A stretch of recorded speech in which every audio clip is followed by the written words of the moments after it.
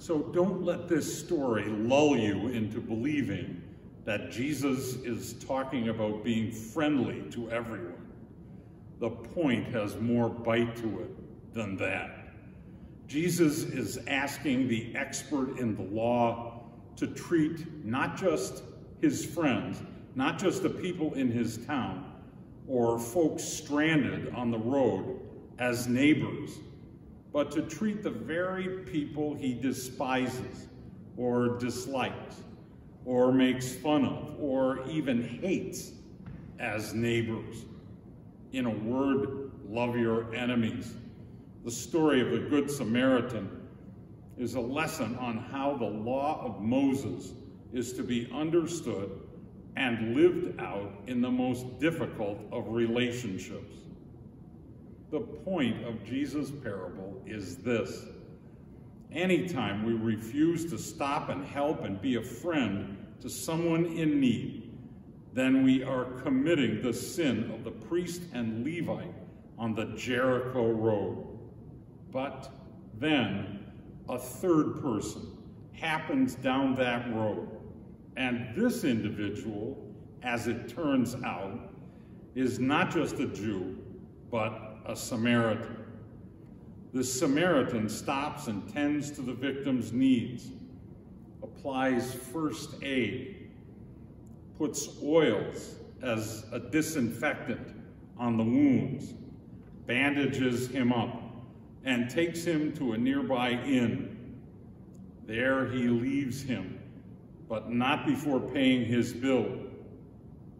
Having finished his story, Jesus looks at the lawyer and asks an important question. Now, who was the neighbor to the man who fell among robbers?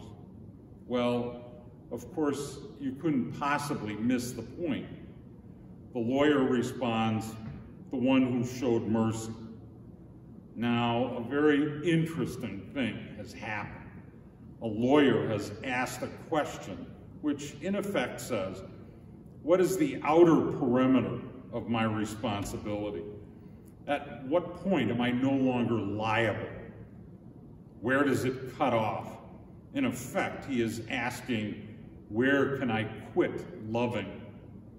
The answer that he probably wanted was something like, all faithful members of the Jewish faith, or all members of the Jerusalem bar. That's where you can stop being a neighbor. So what about Jesus' answer? This Good Samaritan parable.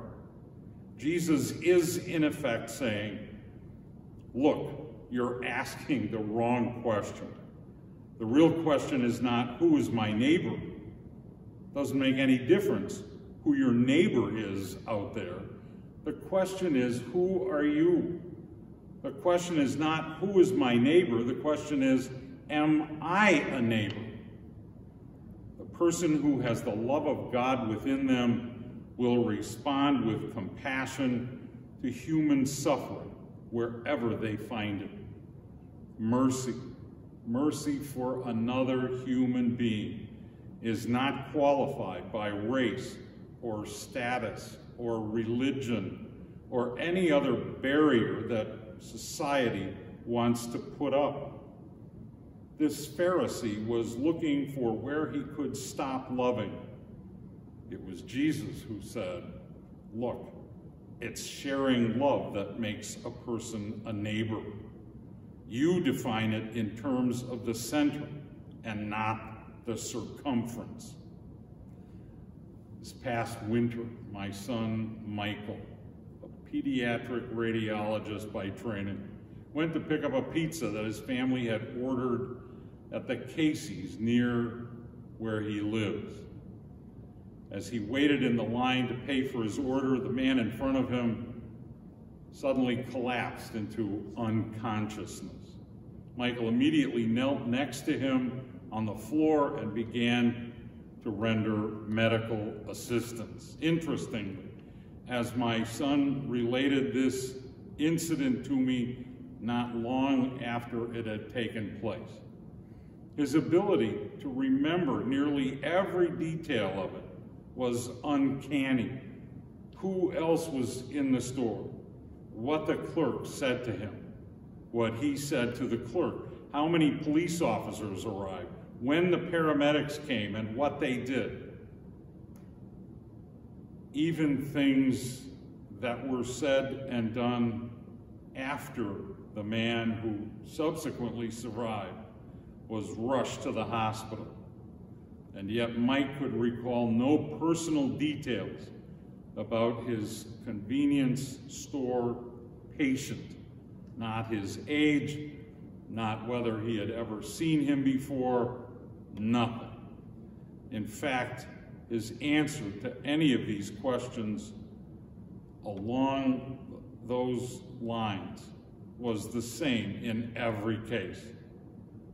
It didn't make any difference, Dad. How difficult it is to stop and to be sensitive to the needs of another person. We want to say, well, that's not my neighbor. He's from another city or belongs to another political party or another economic level of society or even another race. But Jesus is saying, hey, it doesn't make any difference who he is.